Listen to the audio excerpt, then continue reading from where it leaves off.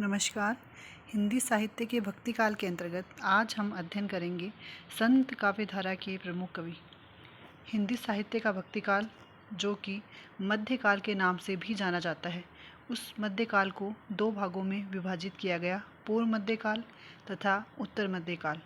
पूर्व मध्यकाल, जिसकी समय सीमा 1375 ईस्वी संवत से 1700 ईस्वी संवत तक मानी जाती है, वह भक्ति काल के नाम से भी हिंदी साहित्य के इतिहास के अंतर्गत माना जाता है।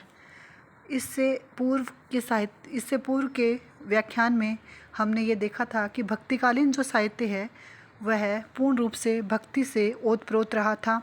भक्ति की दो धाराएं चली थी, एक निर्गुण भक्ति काव्य धारा, दूसरी सगुण काव्य धारा।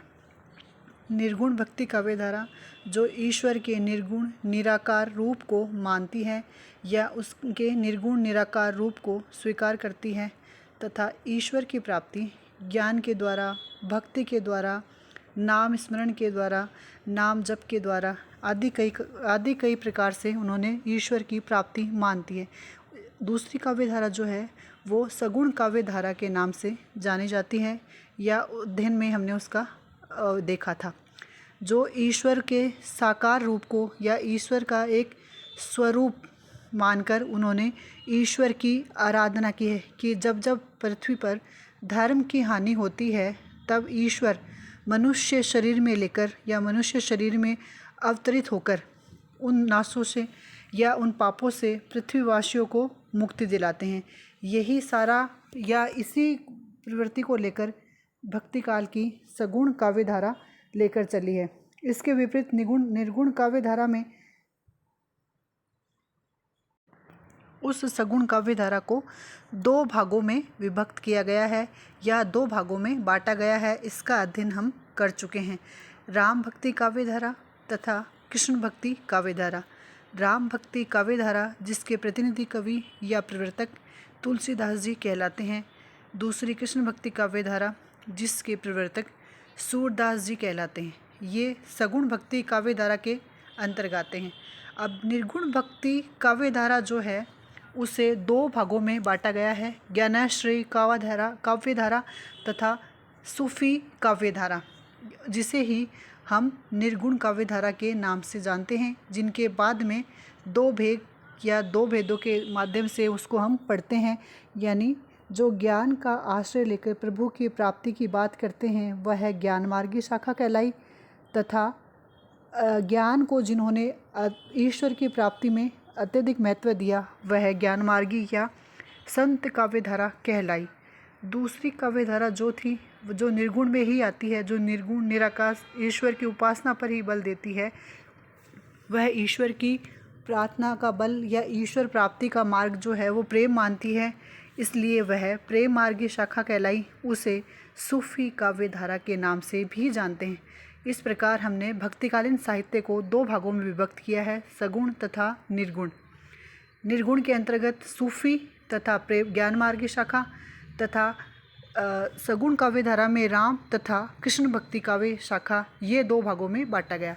इस प्रकार आज हम प्रमुख संत काव्य धारा कब उत्पन्न हुई, कहाँ से उत्पन्न हुई तथा संत काव्य धारा के प्रमुख कवि जिन्होंने इस परंपरा को समृद्ध किया या इस परंपरा में अपना महत्वपूर्ण योगदान दिया, उसका रूप जो है आज हमें दिखाई देता है, वह किस रूप में था, या इसके कवि जो हैं, लिखने वाले संत जो हैं, वह कौन कौन हैं, उनके बारे में हम अध्ययन करेंगे।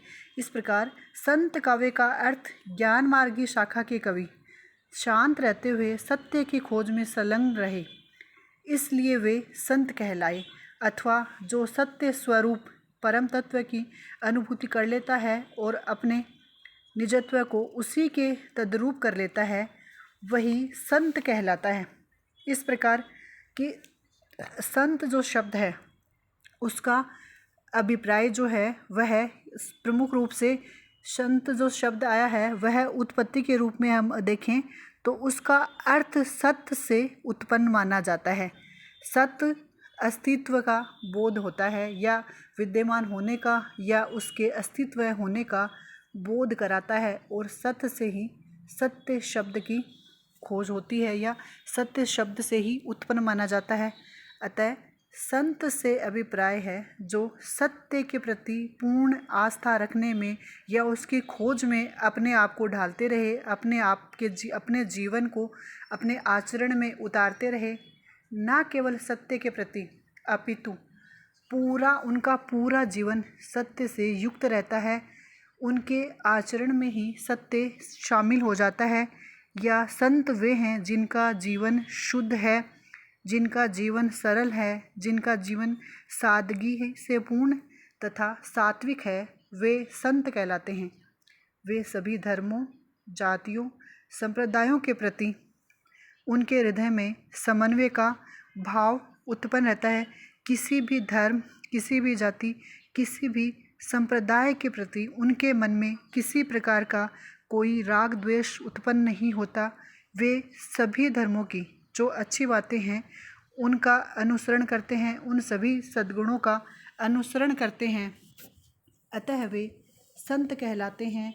जीवन में जो या समाज में उत्पन्न जितनी बुराइयां होती हैं उन सभी बुराइयों को वो अपने इस मार्गों के द्वारा दूर करने का प्रयास करते हैं। अतः वे संत कहलाते हैं। इस प्रकार संत शब्द की उत्पत्ति के पश्चात हम ये कह सकते हैं कि जो सत्य की खोज में स्वयं को ढाल के संपूर्ण जीवन लगा देते हैं या इसके अतिरिक्त परम स्वरूप तत्व की अनुभूति कर लेते हैं, वही संत कहलाते हैं। अब हिंदी साहित्य में प्रमुख संत कवियों में सर्वप्रथम जो नाम आता है वह है रैदास। भक्तमाल के अनुसार काशी में निम्न मध्यम वर्ग में इनका जन्म माना जाता है। उत्तम जीवन शैली, उत्कृष्ट साधना, उन्नत आचरण, इन सभी के कारण भक्तों और कवियों में इनको सम्मानित स्थान मिला है। निर्गुण ब्रह्म के प्रति जिज्ञासा, मूर्ति पूजा, बाह्य आडंबरों का विरोध इनके दर्शन पक्ष की या इनके काव्य की मुख्य विशेषता मानी जाती है। सशक्त भाव पक्ष इनके काव्य का एक महत्वपूर्ण गुण माना जाता है। इस प्रकार रैदास के काव्य में जो विशेषताएं हमें दृष्टिगोचर होती हैं, उन सभी विशेषताओं में संत काव्य धारा की जो प्रमुख विशेषताएं हैं, आडंबरों का विरोध या मूर्ति पूजा का विरोध, एकेश्वरवाद पर बल, सामाजिक रूढ़ियों का खंडन, ये सभी विशेषताएं हमें इनके काव्य में भी दिखाई देती हैं। उसके पश्चात संत काव्य धारा के अंतर्गत नानक देव माने जाते हैं। सिख धर्म का प्रवर्तन करने वाले कवि और संत नानक देव थे, जिनका जन्म तलवंडी लाहौर के पास है, वहाँ हुआ था। बचपन में संस्कृत, हिंदी, पंजाबी, फारसी आदि की शिक्षा इन्होंने प्राप्त की थी या आदि भाषाओं का ज्ञान इन्होंने प्राप्त किया था। जाति पाति का विरोध करना, हृदय में ईश्वर को तलाशने पर बल देना आदि सभी विशेषताएं नानक के काव्य की मुख्य विशेषताएं मानी जाती हैं। ईश्वर बाहर नहीं, मनुष्य की अंतरात्मा में या घट में ही विराजमान है, उसे हृदय के शुद्धिकरण के द्वारा प्राप्त किया जा सकता है, ऐसा नानक ने माना है। इसके अतिरिक्त क्षणभंगुर जीवन, अहंकार विरोध, दिखावे का भरपूर विरोध आदि सभी विशेषताएं इनके काव्य में हैं और इस प्रकार का काव्य लिखकर संतों में विशिष्ट स्थान नानक देव को मिला है या विशिष्ट स्थान के वे अधिकारी बने थे। उसके पश्चात दादू दयाल संत काव्यधारा के कवियों में आते हैं, जिन्होंने दादू पंथ के प्रवर्तन भी किया था या दादू पंथ के प्रवर्तक भी वो माने जाते हैं। इसके अतिरिक्त समाज सुधार, धर्म सुधारक, रहस्यवादी कवि और संत माने जाते हैं दादू दयाल। सांबर के पास नरेला नामक स्थान पर इन्होंने अपनी गद्दी भी स्थापित की थी। इसके अतिरिक्त इन्होंने ब्रह्म संप्रदाय की स्थापना की तथा भक्ति और समाज सुधार की भावना को प्रकाशित भी किया था। ब्रह्म संप्रदाय प्रवृत्ति में दादू पंथ के नाम से विख्यात हुआ था। इसके अतिरिक्त अलख दरिबा आपका सत्संग भवन भी माना जाता है या अलख दरिबा इनका सत्संग भवन है। रज्जबदास, सुंदरदास, जन गोपाल आदि इनके प्रमुख शिष्य माने जाते हैं। दादू दयाल के शिष्यों में इनकी वाणी के संग्रह हरडेवारी तथा अंगवधू के नाम से किए हैं। इस प्रकार दादू पंथ के प्रवर्तक, समाज सुधारक, धर्म सुधारक आदि सभी दृष्टि से दादू दयाल महत्वपूर्ण कवि संत काव्य धारा में माने जाते हैं या संत काव्य धारा में उनका महत्वपूर्ण स्थान माना जाता है। उसके पश्चात संत काव्य धारा के जो कवि हैं उनमें आते हैं जंबनाथ अथवा जाम्भोजी, जिन्होंने अपने काव्यों के द्वारा या अपनी मौन शक्ति के द्वारा या चमत्कार प्रदर्शन के कारण वे अत्यंत लोकप्रिय माने जाते हैं। बिश्नोई संप्रदाय की स्थापना की थी। इसके अतिरिक्त ओंकार जय निरंजन की उपासना, गुरु की महिमा, मोक्ष आदि विषयों पर इन्होंने अपने विचार व्यक्त किए हैं। इसके अतिरिक्त जो संत काव्य की प्रमुख विशेषताएं हैं वो विशेषताएं इनके काव्य की विशेषताओं के अंतर्गत भी मानी जाती हैं। निर्गुण ब्रह्म की उपासना, एकेश्वरवाद या ईश्वर के सगुण रूप में का विरोध करना या इसके अलावा सामाजिक रूढ़ियों, पाखंडों आदि का विरोध करना, यह भी इनके काव्य की प्रमुख विशेषताओं के अंतर्गत शामिल माना जाता है। उसके पश्चात मलुकदास जी संत काव्य परंपरा में आते हैं जो अकबर के समकालीन माने जाते हैं। इसके अतिरिक्त इन्होंने जो ग्रंथ लिखे हैं उन ग्रंथों के आधार पर इनके काव्य की जो मुख्य विशेषताएं हैं उसमें योग, निर्गुण भक्ति, वैराग्य तथा दार्शनिक रहस्यवाद, यह है इनके काव्य की मुख्य विशेषता मानी जाती है। सुख सागर, रत्न खान, भक्त बछावली, ध्रुव चरित आदि इनके प्रसिद्ध ग्रंथ माने जाते हैं। अकर्मण्यता का सिद्धांत भी इन्हीं के द्वारा दिया गया है। इसके अतिरिक्त योग, निर्गुण भक्ति, वैराग्य आदि भाव इनके काव्य की मुख्य विशेषताएं मानी जाती हैं। उसके पश्चात संत काव्य धारा में जो कवि आते हैं वह हैं सुंदरदास, जो दादू दयाल के शिष्य थे तथा जिन्होंने वैराग्य धारण कर काव्य में जो रचनाएं की हैं वह रचनाएं इनके व्याकरण सम्मत ज्ञान तथा इनके संत काव्य परंपरा में योगदान को ही दर्शाती हैं। ज्ञान समुद्र और सुंदर विलास इनकी प्रसिद्ध रचना मानी जाती है। भक्ति, नीति और योग को विशेष रूप से इन्होंने महत्व दिया। इनका अधिकांश साहित्य ब्रज भाषा में ही लिखा गया है।